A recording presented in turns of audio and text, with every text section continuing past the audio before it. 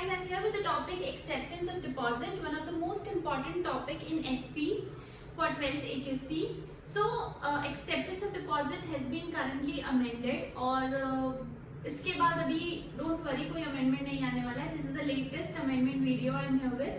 So let's straight away start. आज जो है हम चैप्टर 5th के डिपॉजिट्स चैप्टर का कुछ पार्ट कर रहे हैं, फर्स्ट पार्ट कर रहे हैं जिसका नाम है एक्सेप्टेंस ऑफ डिपॉजिट्स.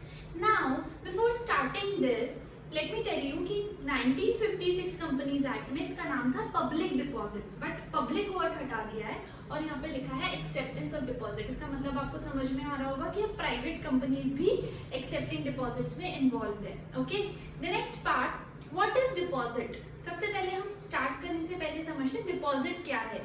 जैसे हमने पहले देखा है कि कंपनी कैपिटल रेज करने के लिए शेयर इशू करती है, डिबेंचर्स इशू करती है, वैसे ही डिपॉजिट्स होते हैं. लेकिन शेयर और डिबेंचर से डिपॉजिट्स का जो नेचर है वो काफी अलग होता है. जैसे डिबेंचर बोरोइंग कैपिटल में आता है वैसे डिपॉजिट्स भी बोरोइंग कैपिटल में आता है. लेकिन deposits is something very different and very interesting. So let's start.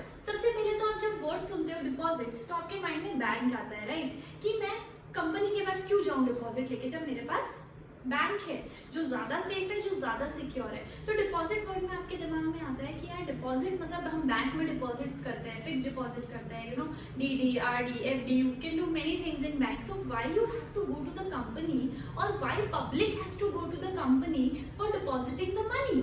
तो मैं आपको बता दूं सबसे पहले डिपॉजिट होता क्या है. कंपनी जो बैंक का डिपॉजिट होता है वो अलग सिनेरियो है और अभी जो हम कंपनी के पॉइंट ऑफ व्यू से पढ़ने वाले हैं वो टोटली अलग है. So before starting let me tell you, जो कंपनी बोरो करती है पैसे पब्लिक से या अपने मेंबर्स से, ओके, उनके पास दो ही ऑप्शन है, या तो मेंबर्स, डायरेक्टर्स, या तो फिर पब्लिक. तो जब एक कंपनी इनसे पैसा लेती है तो that is obviously a type of a loan, तो उसको डिपॉजिट्स बोला जाता है. डिपॉजिट शॉर्ट टर्म लोन्स होते हैं. It is very easier and cheaper way of accepting the money and raising the capital by the company. Okay, so ये पढ़ने से पहले मैं आपको बता दूं बेसिकली, जैसे आपको समझ में आ गया होगा कि डिपॉजिट हम बैंक वाले डिपॉजिट की बात नहीं कर रहे हैं, हम कंपनी के डिपॉजिट की बात कर रहे हैं जो कंपनी लोगों से एक्सेप्ट करती है. नाउ क्या हर कंपनी पब्लिक से पैसा ले सकती है? Obviously not. उसके लिए ये प्रोविजंस बनाया है सेक्शन 73 टू सेक्शन 76A. तो इसमें आपको बताया गया है कि कैसे कंपनी, कौन कौन सी कंपनी कहाँ से ले सकती है deposits. Okay, but before that मैं आपको एक छोटा सा बेसिक समझा देती हूँ कि डिपॉजिट है क्या. For example there is a company और कंपनी ने क्या किया, डिपॉजिट लिया. किससे लिया? फॉर एग्जाम्पल पब्लिक से लिया. ठीक है, तो जब कंपनी पब्लिक से डिपॉजिट लेगी तो ये शेयर और डिबेंचर तो नहीं है, तो इसमें कोई इंस्ट्रूमेंट नहीं देंगे. हम क्या देंगे? इसमें देंगे डिपॉजिट रिसिप्ट या फिर प्रॉमिसरी नोट बोला जाता है, हम ये देंगे. और जाहिर सी बात है ये क्या है, ये एक काइंड ऑफ अ लोन है. तो इसमें कंपनी क्या पे करेगी? इसमें कंपनी इंटरेस्ट पे करेगी. क्लियर है? तो ये एक बेसिक कॉन्सेप्ट है जो आपको समझना है कि डिपॉजिट होते क्या है. इतना समझ में आ गया.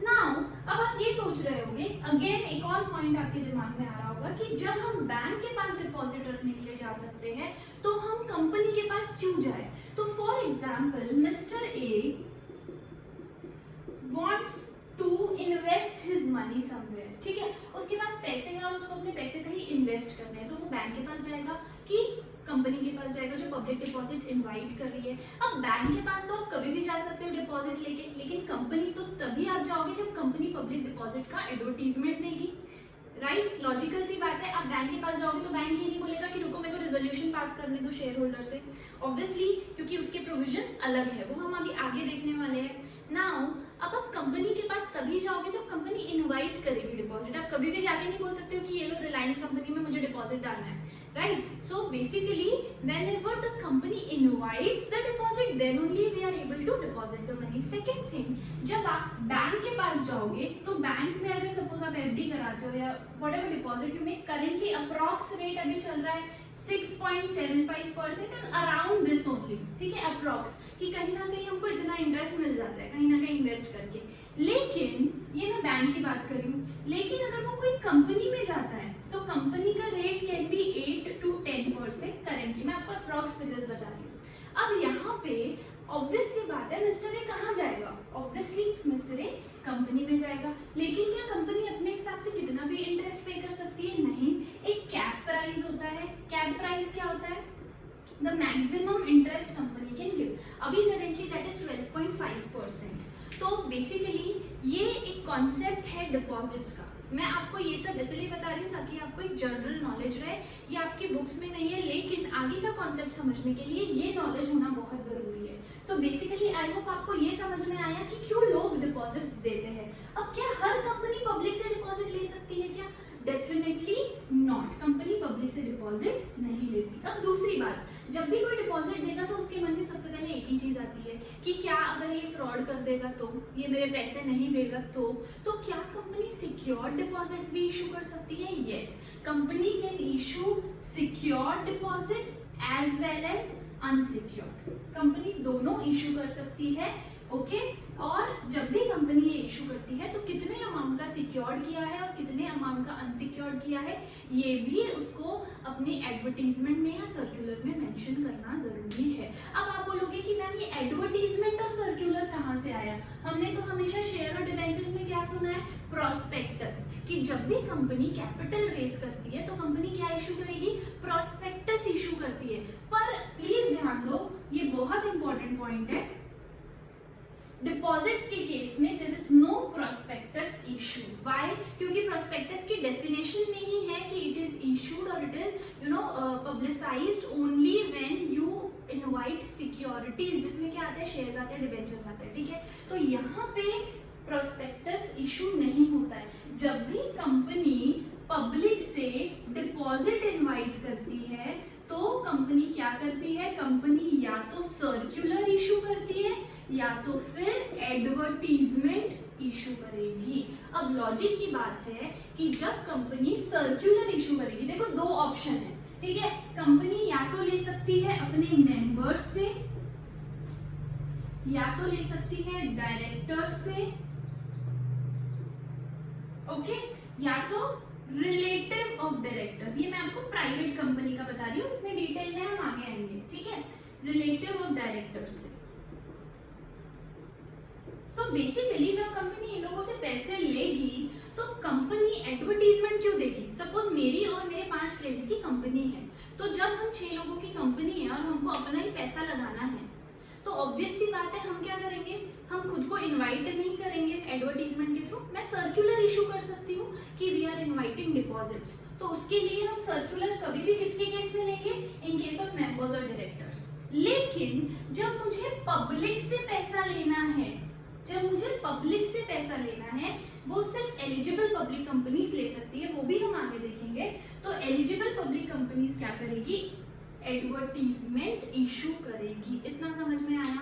ये बहुत ही हमने कुछ बेसिक चीजें देखा है कि डिपॉजिट होता क्या है, पब्लिक क्यों कंपनी में डिपॉजिट्स डालती है या इन्वेस्ट करती है, और बेसिकली सर्कुलर और एडवर्टीजमेंट का क्या मतलब है। तो सर्कुलर होता है इन हाउस मेंबर्स के लिए और एडवर्टीजमेंट होती है पब्लिक के लिए। Okay, now one more thing, अगर मेंबर्स को, ये भी मैं आपको एक जनरल नॉलेज के लिए बता रही हूँ, बहुत लॉजिकल सी बात है कि अगर कंपनी डायरेक्टर्स या अपने मेंबर्स को इशू करेगी डिपॉजिट्स, तो अगर मैं अपना पैसा डाल रही हूँ बिजनेस में, मैं डिपॉजिट दे रही हूँ एज अ मेंबर, तो मैं अपनी खुद की एसेट्स गिरवी रखूंगी क्या? मेरे लिए अपनी एसेट्स चार्ज करूंगी क्या? No, so it would be unsecured deposits, right. तो मैं ऐसा बोल सकती हूँ कि जब कंपनी मेंबर्स, डायरेक्टर्स या रिलेटिव ऑफ डायरेक्टर्स के लिए करती है तो यहाँ पे द सिक्योरिटी और I can say the charges और assets are not secured, right, या फिर it may be secured, it may be secured. लेकिन जब पब्लिक से पैसा लेंगे, जब हम पब्लिक से पैसा लेंगे तो ऑब्वियस सी बात है it shall be secured. Shall be secured का मतलब क्या है? इसको सिक्योर्ड करना चाहिए। और जो एसेट है, हमने हमेशा हर चैप्टर में देखा है कि जब भी कोई सिक्योरिटी का एसेट्स पे चार्ज होता है तो उसका अमाउंट हमेशा एसेट की वैल्यू या लोन की वैल्यू से ज्यादा होना चाहिए। फॉर एग्जाम्पल, अगर कंपनी ने पब्लिक से 100 करोड़ का डिपॉजिट लिया है और उसमें वो 10% यानी 10 करोड़ इंटरेस्ट दे रही है, तो कंपनी को, पब्लिक को टोटल 110 करोड़ रुपए पे करना है। तो यहाँ पे जो प्रॉपर्टी आप चार्ज करोगे उसकी वैल्यू 110 या उससे ज्यादा होनी चाहिए। लॉजिकल बात है। तो ये कुछ बेसिक कॉन्सेप्ट्स थे डिपॉजिट्स को लेके, आई होप आपको समझ में आ रहा होगा। बहुत इंटरेस्टिंग कॉन्सेप्ट्स है। अब हम थोड़ी सी लीगैलिटी में जाते हैं कि कौन सी कंपनी कहाँ से डिपॉजिट्स ले सकती है।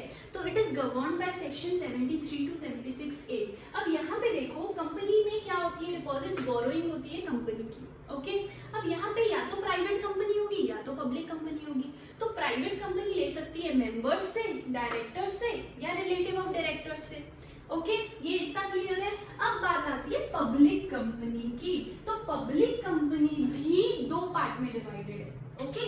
तो यहाँ पे अगर मैं बोलूं कि public company which is not eligible company, ध्यान से सुनना, which is not eligible public company. Eligible public company क्या होती है वो मैं अभी आपको बताऊंगी। तो जो पब्लिक एलिजिबल कंपनी नहीं है वो अपने मेंबर्स से या डायरेक्टर्स से ले सकती है। लेकिन जो कंपनी एलिजिबल पब्लिक कंपनी है, ओके जो एलिजिबल पब्लिक कंपनी है वो किससे ले सकती है, वो पब्लिक से ले सकती है। तो मैम ये एलिजिबल पब्लिक कंपनी होती क्या है? एलिजिबल पब्लिक कंपनी कुछ नहीं है जिसका नेटवर्थ यानी क्या होता है, paid up capital plus free reserve, okay. तो इसका जो अमाउंट है एक्सक्लूडिंग द एक्सपेंसेस, तो विच इज मोर देन और इक्वल टू 100 करोड़, और एंड नहीं है, और है मतलब दोनों में से एक कंडीशन फुल होनी चाहिए, या फिर टर्नओवर मतलब क्या होता है, इनकम फ्रॉम सेल्स, ओके। तो उस इज मोर देन और इक्वल टू 500 करोड़। क्लियर है? ऐसी कंपनी जिसका नेटवर्थ मोर देन 100 करोड़ या इक्वल टू 100 करोड़ या फिर टर्नओवर, इसमें से अगर एक भी क्राइटेरिया फुलफिल होता है 100 करोड़ या 500 करोड़ वाला, तो कंपनी पब्लिक से डिपॉजिट इनवाइट कर सकती है। फिर उसके आगे भी कंडीशंस है जो हम टर्म्स एंड कंडीशंस में देखेंगे कि ऐसा दैट स्पेशल रिजोल्यूशन पास करना पड़ेगा, आरओसी को फाइल करना पड़ेगा, वो सब हम आगे जाके देखेंगे। सो बेसिकली ये क्राइटेरिया है इतना सा बस, कि अगर प्राइवेट कंपनी है तो मेंबर, डायरेक्टर और रिलेटिव ऑफ डायरेक्टर्स, अगर पब्लिक कंपनी है और अगर एलिजिबल पब्लिक कंपनी नहीं है तो मेंबर्स या डायरेक्टर्स, और अगर एलिजिबल पब्लिक कंपनी है और इन दोनों में से एक कंडीशन फुलफिल होती है तो कंपनी पब्लिक से डिपॉजिट इनवाइट कर सकती है, और गवर्नमेंट कंपनी भी पब्लिक से इनवाइट कर सकती है, ओके। नाउ एक प्रोविजंस में आते हैं कि ये जो मैंने आपको बताया, हम बैंक के डिपॉजिट्स की बात नहीं कर रहे हैं। बैंक के लिए काफी अलग रूल्स है आरबीआई की तरफ से, राइट, उसके रेगुलेशन एक्ट की तरफ से।